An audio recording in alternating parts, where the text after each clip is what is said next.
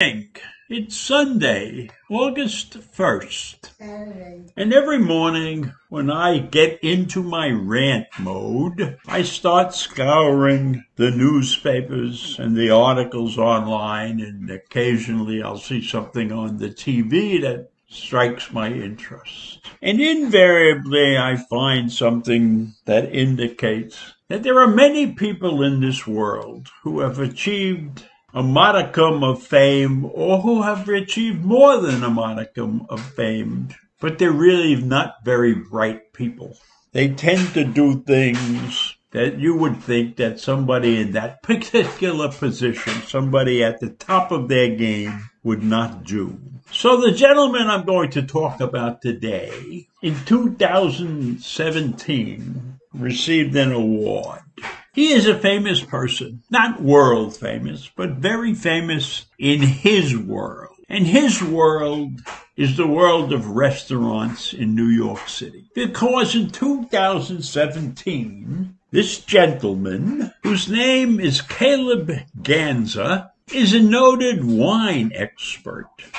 And he was named Food and Wine's 2017 Sommelier of the Year. That means he was the best wine taster in the universe, whatever his universe was. And he worked as a sommelier at many famous New York restaurants. Now, these restaurants are beyond my scope because I don't go into the city that much anymore. And while I like good restaurants, my tastes really tend toward Chinese food and things like that. But he was a sommelier at New York's 11 Madison Park, which many critics have called one of the world's best restaurants. And so what did he do? What could he possibly have done that brought him to my attention? I will tell you what he's done. And I will indicate why this man, who while has reached the top of his profession, is not very smart. He has been charged with arson after setting 2 outdoor dining areas on fire in Little Italy. He's also been charged with 3 fires around the Italy neighborhood beginning in January. And how do you think they caught him? Because people don't set fire in the middle of the day, right? He's setting fire in the evening somehow. And he was caught on the security camera to setting fire to these outdoor restaurant places.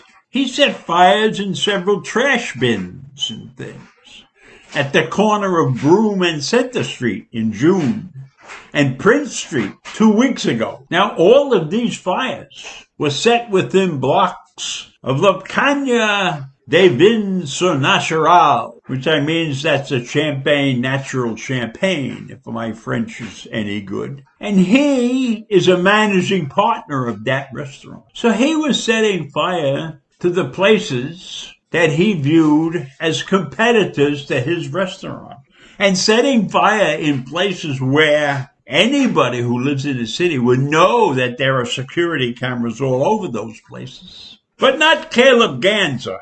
He's out there at night with a cigarette lighter, setting things on fire. Did he really expect to get away with this more than once? For 6 months he set different fires down in that area. And you would think once there's a discovered arsonist that the police would be on patrol looking for him. Forget about the security cameras. I gotta believe that the police are out there looking for him too. But he continued to set these fires starting in January. And he's a world-famous sommelier. He's a bright guy when it comes to wines. And maybe he drinks too much of the stuff that he loves.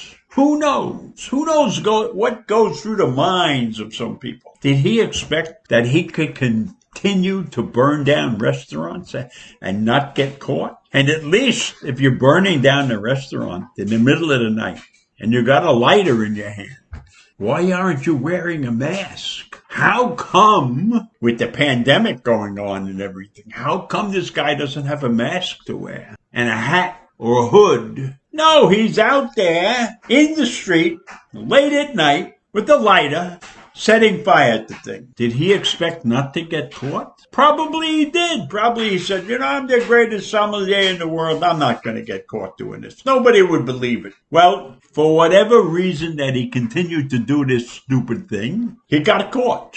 So like I said, he's not wearing a mask. He casually strolls down the street. He looks around.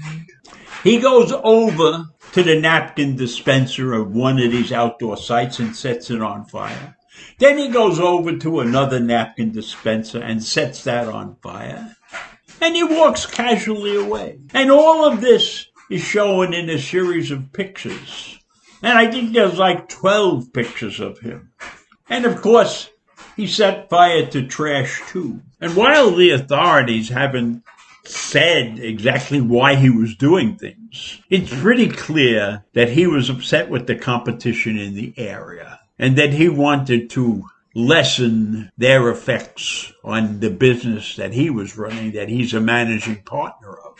Anyhow, the fire officials announced that the sommelier Ganza had been arrested and charged with 2 counts of arson in the 3rd degree, 2 counts of criminal mischief in the 3rd degree, and 3 counts of reckless endangerment in the 2nd degree. Now, I don't know what the 3rd degree is, the 2nd degree, or whatever it is. But there he is, a man at the top of his game, not satisfied with what he has, trying to improve his livelihood somehow or other by burning down other people's competitive structures, so to speak. And he's caught. Caught because he's not smart enough to wear a mask. Not smart enough to think that he can be caught. Or maybe he doesn't give a shit. Maybe his real role in life, his real ambition is to become a prison chef. I'm sure that any prison that gets their hands on him would be happy to have him buying their wine and advising people how to use the wines beyond drinking. He could be the celebrity prison sommelier from 2021 to 2025 or to 2030 for as many years as he's in prison. And he doesn't have to worry about the competition in prison. Once you're a sommelier in prison, you're made for life. You could stay there as long as you want. So that's what I have to say this morning. You never know what you're going to find in the news. So have a great day, and I'll see you tomorrow. Bye.